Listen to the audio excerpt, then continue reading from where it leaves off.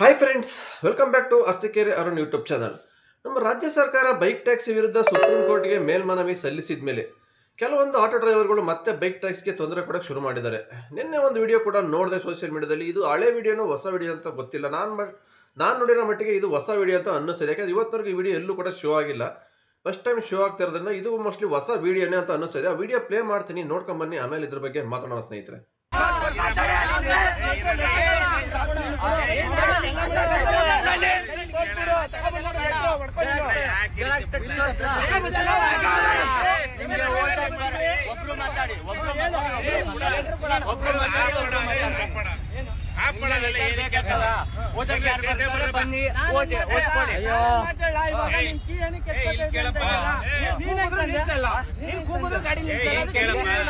Government ಇಂದ app launch ಆಗಿದೆ ಅಂದ್ರೆ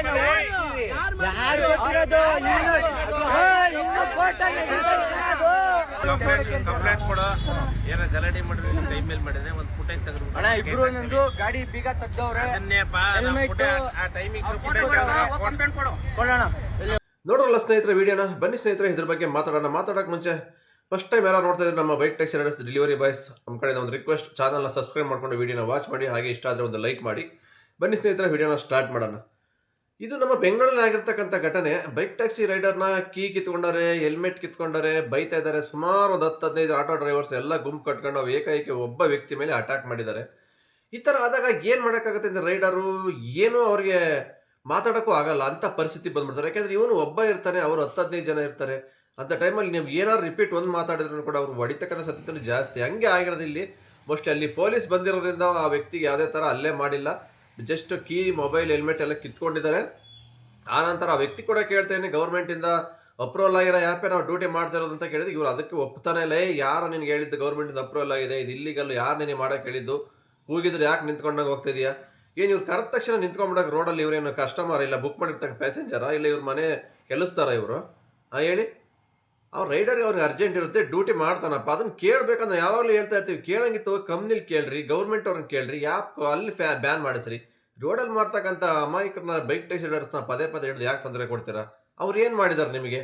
ಅಲ್ಲ, ಅವ್ರ ಬೈಕ್ ಕಿತ್ಕೊಳಕ್ಕೆ, ಅವ್ರ ಕೀ ಕಿತ್ಕೊಳಕ್ಕೆ ರೈಟ್ಸ್ ಯಾರು ಕೊಟ್ಟಿದ್ದಾರೆ ನಿಮಗೆ? ಹೆಲ್ಮೆಟ್ ಎಲ್ಲ ಕಿತ್ಕೊಳಕ್ಕೆ ನೀವೇನಾದ್ರು ಬಂಡವಾಳ ಹಾಕಿದ್ದೀರಾ ಅದಕ್ಕೆ? ಇಲ್ಲ ತಾನೆ.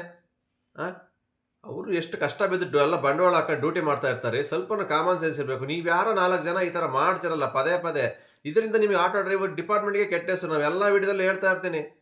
ಎಷ್ಟು ಸರಿ ನೀವು ಈ ಥರ ತೊಂದರೆ ಕೊಡ್ತೀರಾ ಬೈಕ್ ಟ್ಯಾಕ್ಸ್ಗೆ, ಇದ್ರ ಪರಿಣಾಮ ನೀವೇ ಎದುರಿಸ್ಬೇಕಾಗತ್ತೆ. ಈಗಾಗಲೇ ಅನುಭವಿಸ್ತಾ ಇದ್ದೀರಾ ಎಷ್ಟು ಕಷ್ಟಗಳು. ಮತ್ತೆ ಯಾಕ್ರಿ ಬೇಕು? ನಿಮಗೆ ಬರೋ ಬಾಡಿಗೆ ನೀವು ಮಾಡ್ಕೊಂಡು ಹೋಗಿ ನೆಮ್ಮದಿಯಾಗಿ. ಯಾರು ಕೇಳ್ತಾರ ನಿಮ್ಮನ್ನು? ಇಲ್ಲ ತಾನೆ. ಈ ಥರ ಎಲ್ಲ ಮಾಡೋದ್ರಿಂದ ನಿಮ್ಗೆ ಏನ್ರಿ ಸಿಗುತ್ತೆ?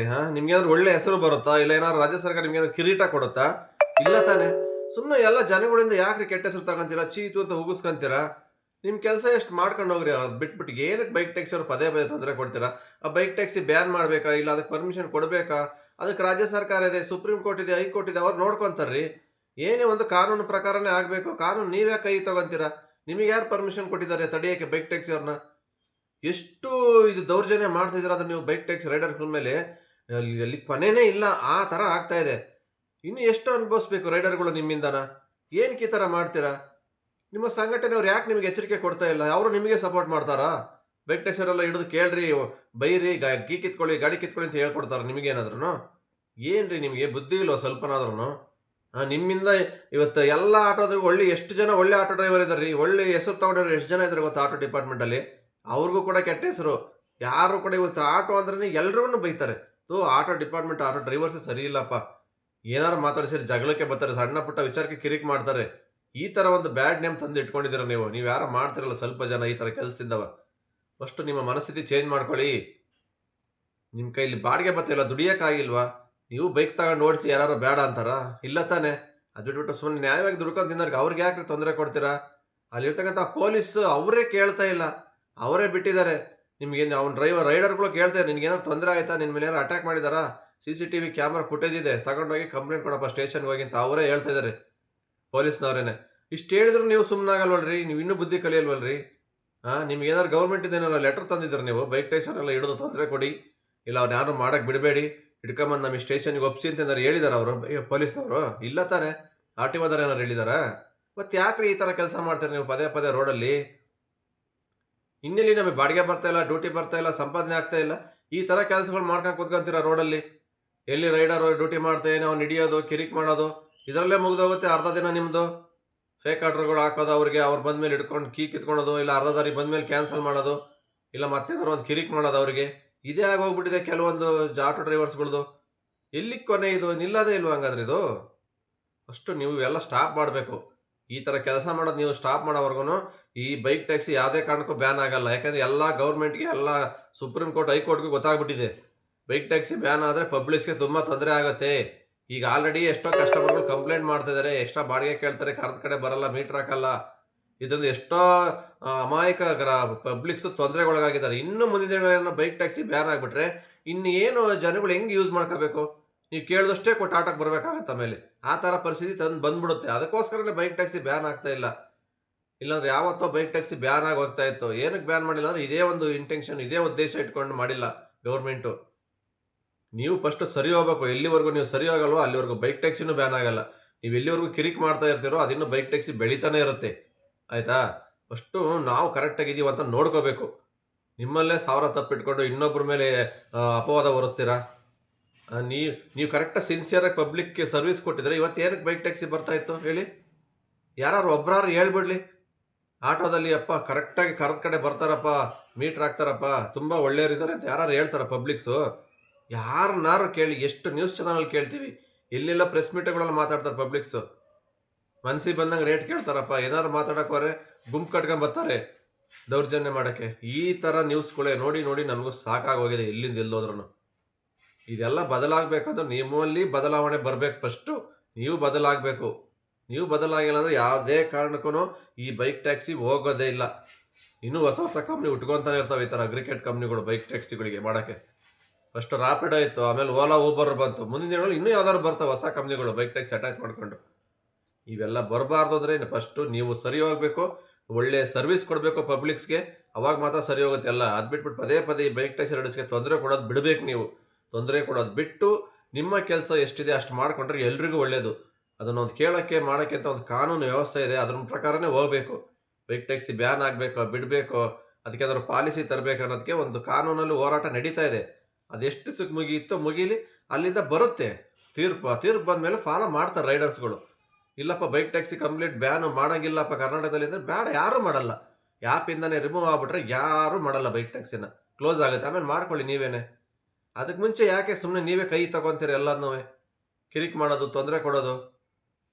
ಇದೆಲ್ಲ ಸರಿ ಅಂತ ನಿಮಗೇನೋ ಅನಿಸುತ್ತಾ ನೀವು ಮಾಡೋದು? ಹೇಳಿ ಹೋಲಿ. ನಿಮ್ಮ ಅನ್ನ ಏನಾರು ಕಿತ್ಕೊಂಡು ತಿಂತೀರಾ? ನಿಮ್ಮ ಬಾಡಿಗೆ ಕಿತ್ಕೊತಿದ್ದೀರ? ಇಲ್ಲ ತಾನೆ, ಅವ್ರಿಗೆ ಬರೋ ಬಾಡಿಗೆ ಅವ್ರಿಗೆ ಮಾಡ್ತಾರೆ, ನಿಮಗೆ ಬರೋದು ನೀವು ಮಾಡ್ತೀರಾ. ಅದರಲ್ಲಿ ಏನಿದೆ ತಪ್ಪು? ಅವರು ಬಂಡವಾಳ ಹಾಕಿದ್ದಾರೆ ತಾನೆ, ಬೈಕಿಗೆ ಮೊಬೈಲ್ ಪೆಟ್ರೋಲ್ ಎಲ್ಲ ಹಾಕೊಂಡು ಡ್ಯೂಟಿ ಮಾಡ್ತಾರೆ. ಮಾತೆತ್ತಿರ ಅದೊಂದು ಹೇಳ್ತಾರೆ, ಸ್ವಿಗ್ಗಿ ಝೊಮ್ಯಾಟೊ ಮಾಡ್ಕೋಗಾರಪ್ಪ ಬೈಕ್ ಟ್ಯಾಕ್ಸಿಗೆ ಯಾಕೆ ಬರ್ತೀರಾ ಅಂತವ. ಸ್ವಿಗ್ಗಿ ಝೊಮ್ಯಾಟೊದಲ್ಲಿ ಎಷ್ಟು ಆರ್ಡ್ರ್ ಬರುತ್ತೆ, ಎಷ್ಟು ಅಂತ ಮಾಡೋಕ್ಕಾಗುತ್ತೆ? ಎಲ್ಲರೂ ಅಲ್ಲೇ ಹೋಗಿ ಅಲ್ವಾ? ಹಾಗಾದ್ರೆ ಅವ್ರು ಹೇಳ್ಬೋದಲ್ಲ ಬೈಕ್ ಟ್ಯಾಕ್ಸಿ ರೈಡರ್ಸ್, ನೀವು ಯಾಕಪ್ಪ ಲಗೇಜ್ ಆಟೋದು ಎಲ್ಲ ಬಾಡಿಗೆ ನೀವು ಹೊಡಿತೀರಾ? ಪ್ಯಾಸೆಂಜರ್ ಮಾತ್ರ ಹೊಡಿರಪ್ಪ ನೀವು. ಎಷ್ಟು ಆಟೋಗಳು ಇವತ್ತು ಗೂಡ್ಸ್ ಆಟೋ ಲಗೇಜ್ ಎಲ್ಲ ನೀವೇ ಹೊಡಿತೀರಾ ಬಾಡಿಗೆ? ಅವರೆಲ್ಲ ಎಲ್ಲೋಗ್ಬೇಕು? ಅವರೆಲ್ಲ ಏನು ಮಾಡಬೇಕು ಕೇಳ್ಬೋದಲ್ಲ ಹಂಗಾರೆ ನಾವು. ನಿಮಗೊಂದು ನ್ಯಾಯ, ಅವ್ರಿಗೊಂದು ನ್ಯಾಯನಾ? ನ್ಯಾಯ ಅಂದರೆ ಎಲ್ರಿಗೂ ಒಂದೇ ಥರ ಇರಬೇಕು. ನೀವೇನು ಬೇಕಾದ್ರೂ ಮಾಡ್ಬೋದು, ಆಟೋದಲ್ಲಿ ಏನು ಬೇಕಾದ್ರೂ ಸಾಗಣೆ ಮಾಡ್ಬೋದು. ಅದೇ ಒಬ್ಬ ಬೈಕಲ್ಲಿ ಬೈಕ್ ಟ್ಯಾಕ್ಸಿ ಪಬ್ಲಿಕ್ಸ್ ಕರ್ಕೊಂಡು ಹೋಗಂಗಿಲ್ಲ. ಹೆಂಗೆ ಹೇಳಿದ್ದು? ಒಂದು ಕಣ್ಣಿಗೆ ಸುಣ್ಣ, ಒಂದು ಕಣ್ಣಿಗೆ ಬೆಣ್ಣೆನಾ? ಫಸ್ಟು ನೀವು ಸರಿ ಹೋಗಿ. ನೀವು ಗೂಡ್ಸ್ ಆಟೋ ಲಗೇಜ್ ಆಟೋದ ಬಾಡಿಗೆ ಹೊಡಿಯೋದು ಬಿಡಿ, ಪ್ಯಾಸೆಂಜರ್ಗೆ ಒಳ್ಳೆ ಸರ್ವಿಸ್ ಕೊಡಿ. ಆ ನಂತರ ಕೇಳಿ ನ್ಯಾಯವಾಗಿ ಒಪ್ಕೊಳ್ಳೋಣ. ಅದು ಬಿಟ್ಬಿಟ್ಟು ನಿಮ್ಮಲ್ಲೇ 1000 ತಪ್ಪಿಟ್ಕೊಂಡು ಇನ್ನೊಬ್ಬರ ಬಗ್ಗೆ ಬೆಲ್ಡ್ ಮಾಡಿ ತೋರಿಸೋದು ಎಷ್ಟು ಮಟ್ಟಿಗೆ ಸರಿ? ಇವಾಗ ಸಿಟಿ ಒಳಗಡೆ ಎಲ್ಲಿ ಹೋದ್ರೂ ಟನ್ ಗಟ್ಟಲೆ ಮೇಲೆ ಟಾಪಲ್ಲೆಲ್ಲ ಪೈಪ್ಗಳು ಕಟ್ಕೊಂಡು ಹೋಗ್ತಾ ಇರ್ತೀರ. ಬಾಕ್ಸು ಆಟೋ ತುಂಬ ತುಂಬಿರ್ತೀರ. ಅದೇನು ಲಗೇಜ್ ಆಟೋನೋ ಪ್ಯಾಸೆಂಜರ್ ಆಟೋನೋ ಒಂದೂ ಗೊತ್ತಾಗಲ್ಲ, ಆ ಥರ ತುಂಬ್ಕೊಂಡು ಹೋಗ್ತೀರಾ. ಅದ್ರ ಬಗ್ಗೆ ಯಾರಾದರೂ ಒಬ್ಬರಾದ್ರು ಧ್ವನಿ ಎತ್ತಿ ಮಾತಾಡ್ತೀರಾ? ಗೂಡ್ಸ್ ಆಟೋಗಳಿಗೆಲ್ಲ ತೊಂದರೆ ಆಗ್ತಿದ್ದಪ್ಪ, ಇವತ್ತು ಅವ್ರಿಗೆ ಬಾಡಿಗೆ ಬರ್ತಾ ಇಲ್ಲ ನಮ್ಮಿಂದ, ನಾವೇ ಹೊಡಿತಾ ಇದ್ದೀವಿ ಅರ್ಧ ಬಾಡಿಗೆ ಅವ್ರದ್ದೆಲ್ಲ ಅಂತವ. ನಿಮ್ಮ ಯಾರು ಸಂಘಟನೆಗಳು ಒಬ್ಬರಾರು ಹೇಳಿದಾರಾ? ಯಾರು ಹೇಳಲ್ಲ.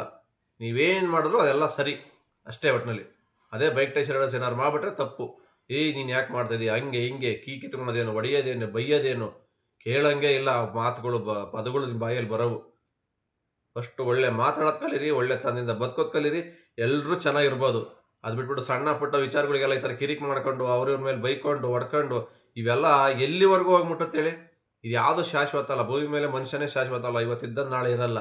ಇರೋ ಒಂದು 4 ದಿವಸ ಖುಷಿಯಾಗಿದ್ದೋಗ್ಬೇಕು ಎಲ್ರೂ.